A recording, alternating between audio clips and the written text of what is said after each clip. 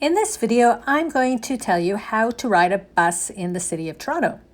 First, you wait at the designated stop. If you want to know when the next bus is coming, you can either text the number if it's available, or just look at Google Maps and it will typically tell you. You want to get on at the front of the bus typically, and every time you get on, you want to tap your Presto card, even if you are transferring. It's very important to tap every time, but it will only charge you once every 2 hours. Now, if it's a busy stop and they open the back door, you can get on the back door as well and tap. There's a tap there as well.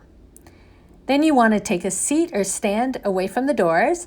The bus will announce each of the stops in advance so you know when to get off. And when you want to get off, you can either pull down on the little wire that's running across the cord, or you can press a button. And then you go up to the door, and if you're the first one trying to get off the streetcar, you're going to need to push the doors once they've been released to get off the streetcar. Get off the bus. The bus goes right up to the sidewalk, so you don't have to worry so much about cars going by when you're getting off. And typically, though, you'll probably ride more streetcars than buses, but in case the bus does come, that is how you ride a bus in Toronto.